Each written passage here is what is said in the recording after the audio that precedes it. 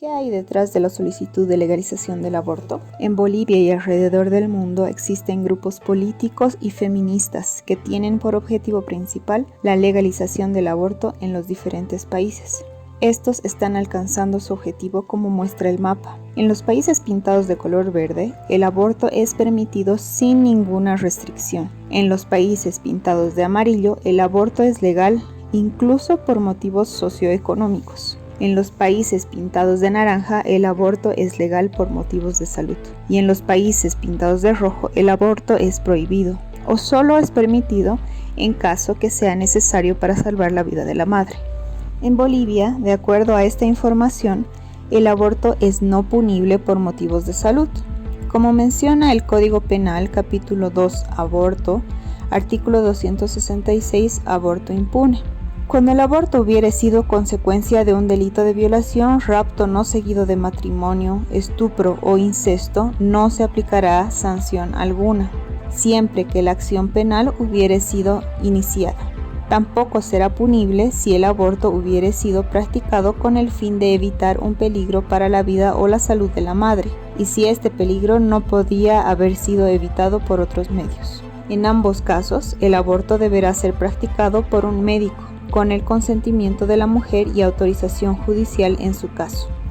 Sin embargo, ciertos grupos políticos y feministas siguen pidiendo que el aborto sea legal, es decir, que no exista ninguna condicionante para que una mujer que desea matar a su bebé en su vientre lo haga sin problema.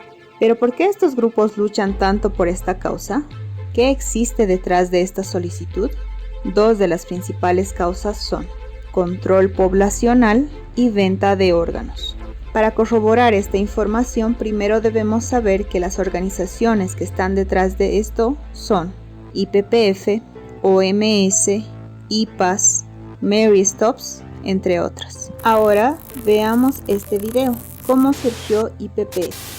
So I'm not going to crush them. Recent videos released by the Center for Medical Progress reveal Planned Parenthood's inhumane treatment of unborn children and its executives negotiating the sale of baby hearts, lungs, and livers.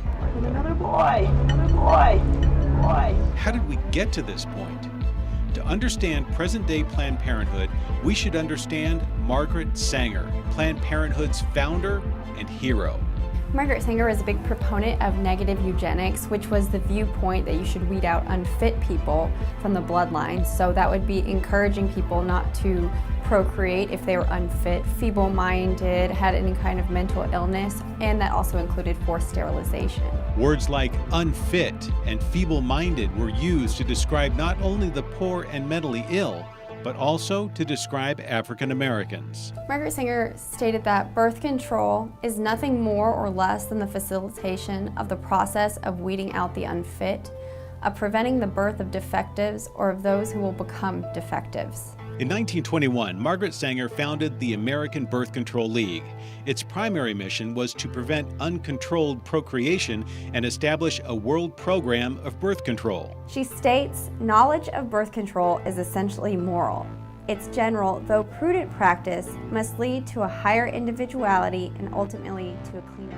La idea inicial de IPPF fue el control poblacional de personas de piel oscura en Estados Unidos. Pero hoy en día esto se ha convertido en un negocio bastante rentable de órganos de niños abortados, como podemos ver en el video.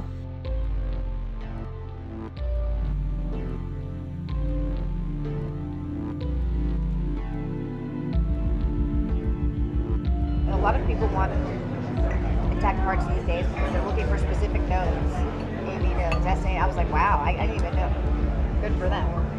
Yesterday was the first time she said people wanted lungs.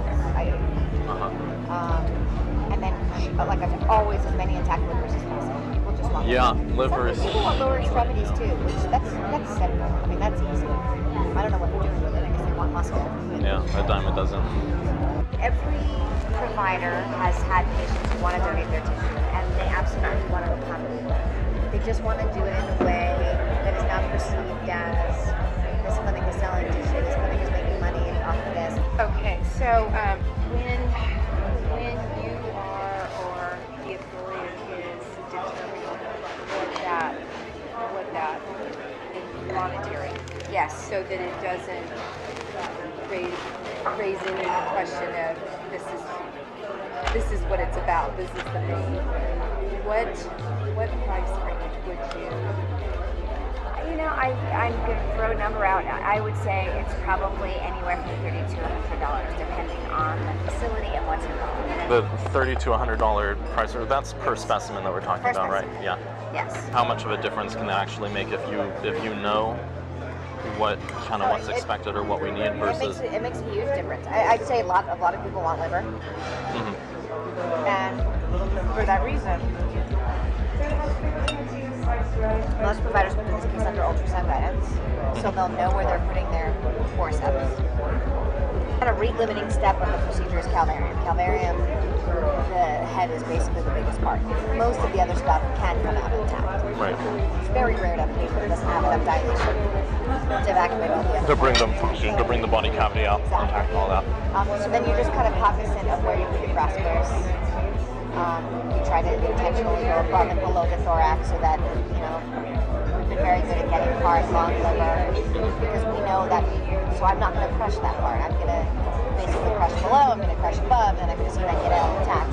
And with the calvarium, in general, some people will actually try to change the presentation so that it's not a vertex, because when it's a vertex presentation, you never have enough dilation in the case unless you have a real huge amount of dilation to deliver an intact calvarium.